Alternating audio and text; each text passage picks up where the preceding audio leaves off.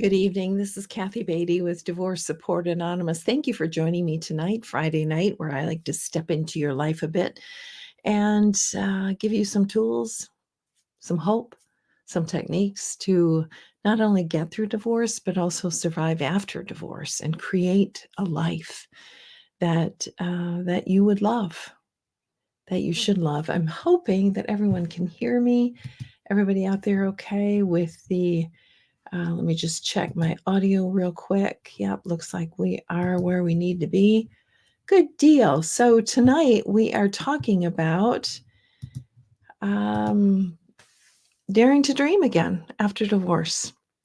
So I don't know where you're at in this process. If you're in the very beginning, you're not ready to dream again. I know you're not because you are still in the trauma of divorce.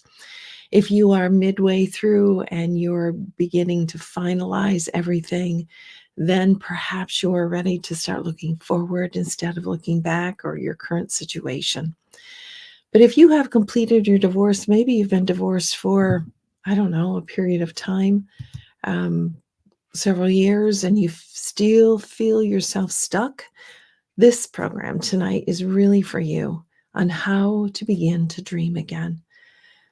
Such an important topic because divorce is not the end of our life. It's the end of that season, it's the end of that time, but it is not the end of our life.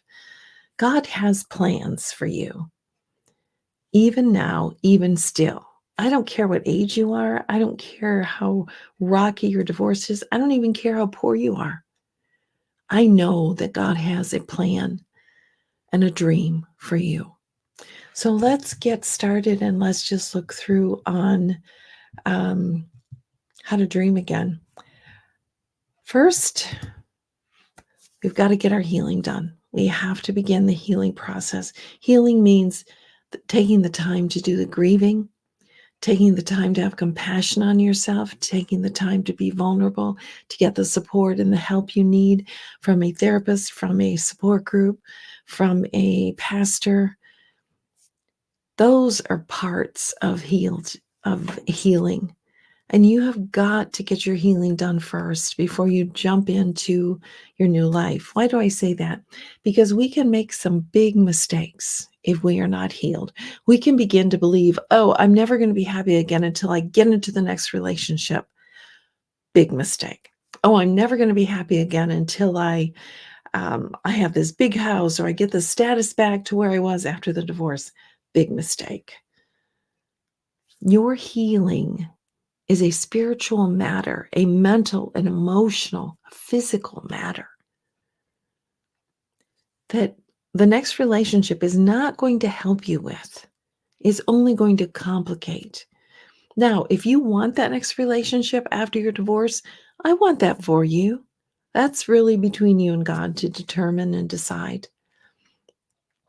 But you're not going to be ready for a relationship until you are healed first.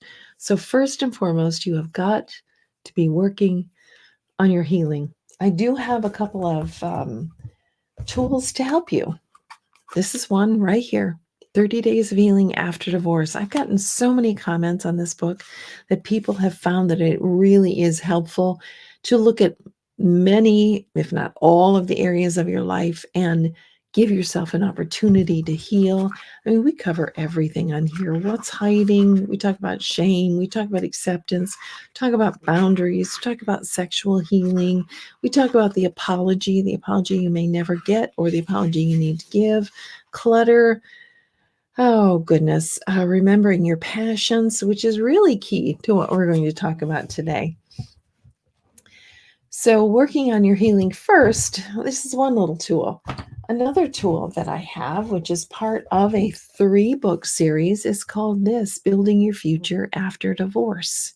This book is one that I used when I did a program called Redesigning Your Life, and the publisher wanted to put that into a book. So it's actually part of a series, a 3-book series. This is the initial book, and then I have the other 2 books as well that come after that, and they are right here.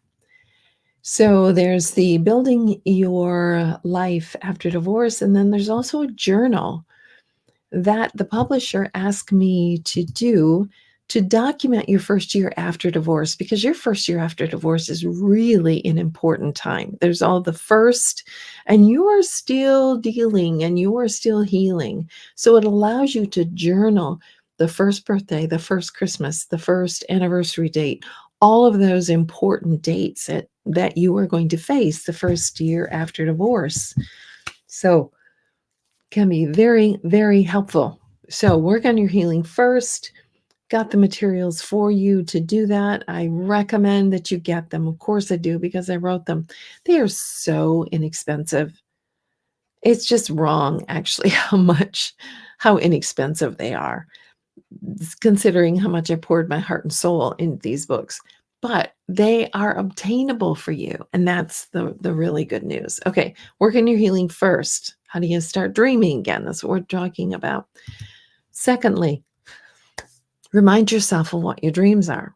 So many people that I work with, like, I don't remember anything that I ever dreamed, because they're still dealing with the trauma of going through the divorce.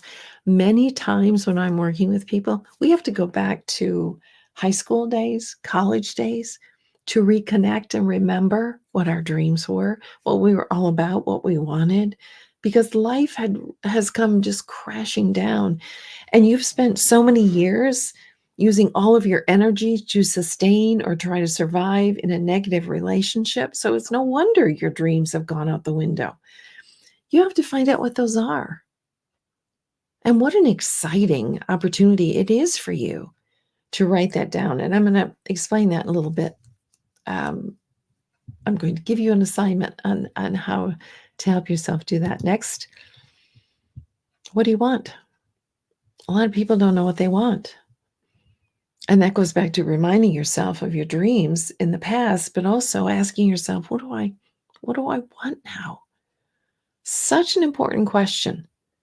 Such an important question. And to get there, this is what I recommend. So in this book, it goes 8 weeks. And the 8th week, I ask people to take a day away. And I do that in my support groups too when we get to the final stages. Take a day away and go somewhere by the water. Turn off your cell phone. Don't take your computer. Take this book or take a journal and ask God, what am I all about now? What do I really want now? Who am I? What do I want for the rest of my life? Such an important question. And you are going to have some discoveries if you allow yourself, if you drop all of your defenses, and that's probably going to take you a couple hours to begin with. And you're going to wander around in the sunshine and the water, near the water, somewhere where it's peaceful, where you can just let go of all the stresses and all of the anxieties. And you're going to ask yourself the question, what do I want? So when I hold my groups, what we do is we use all these 8 weeks to create a new life declaration. And you can work on it through this book. And it allows you to go through all of the areas of your life, the finances, the clutter, the letting go of relationships, the conversation skills, everything it talks about. And we're going to use those 8 weeks to develop this new life declaration. And so you're going to take this day away and you are going to ask yourself the question, what do I want? What do I want for the rest of my life? Such an important question, so that we do not continue to be a reflex to our own life, which so often at this point after divorce, that's how we feel. I feel like a reflex. I've just been responding to the stimulus of life and I've not lived life. Now it's time to live life. But you have to decide what that life is, what it is that you want. More importantly, opening yourself up to God and saying, God, what would you want for the rest of my life? I promise you, God has bigger plans than you do. He really does for you. He has bigger dreams. He has bigger goals than you could even imagine. I can say that because it's been 28 years since my divorce, and I have seen God do things that I never would have dreamed possible by simply me speaking them and beginning to move forward and to take the smart risk that it's going to take to create your new life. And then ask yourself this question: what would you regret if you never tried? Failure is not as bad as regret. Some things haven't worked out that I've tried, that I've done. Failure is not as bad as regret. I don't want you to get to the end of your life and think, you know what? I spent the last 10 years, 20 years just being angry or bitter or consumed by this divorce. This experience is either going to keep you stuck or it's going to be a point where you launch from. I hope, and my goal when I work with you is to get at a place where you launch from, that you move forward and ahead so that you don't have regrets when life is over. And you say, you know what? Man, that was painful, but it wasn't the end of my life. It was not the end of my life. Bible verses, of course, because that's where the power is. For I know the plans I have for you, says the Lord. Plans to prosper you and not to harm you. Plans to give you hope and a future. Look at that verse. That's God saying, I am for you. I'm for you. I've got plans for you and I am for you. Your life is not over.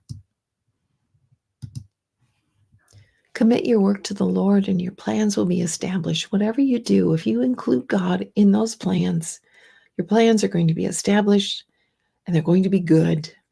They're going to be good. I love this verse. Delight yourself in the Lord and he will give you the desires of your heart. Delight yourself. Seek him. Find him. Understand how good he is and how gracious he is and how merciful he is. Delight yourself. Take joy. Accept who he is. Accept the plans that he has for you. Delight yourself in the Lord and he will give you the desires of your heart. The desires of your heart are not unknown to God. And I don't know what your perception is of God or what you have been taught of God. But if you go into his verses and you really study and you use this painful time to seek him, he will show himself to you in a unique and a very, very special way. Hey, Mabel, I see you there. Thank you for chiming in. I love, always love your comments. Thank you. So, do you dare to dream again after the divorce? Absolutely. In fact, you must dream again. You must dream again because there is life to be lived and there are things to experience and beautiful risks to take that you want to experience. And you do not want to stay stuck in the ugliness and the depression and the awfulness of divorce. This is not the end. This is the beginning of a beautiful season, if you will take the time to work on your healing, remind yourself of your dreams, find out what you want, take a day away, and begin journaling and writing and listing what it is you want. And then let's get busy about the exercise of living by stepping out and taking those risks. I hope this has been of help, and I hope you will indeed begin to dream. This is Kathy Beatty with Divorce Support Anonymous, walking with you every step of the way through and after the trauma of divorce. Thanks for watching. Have a good night.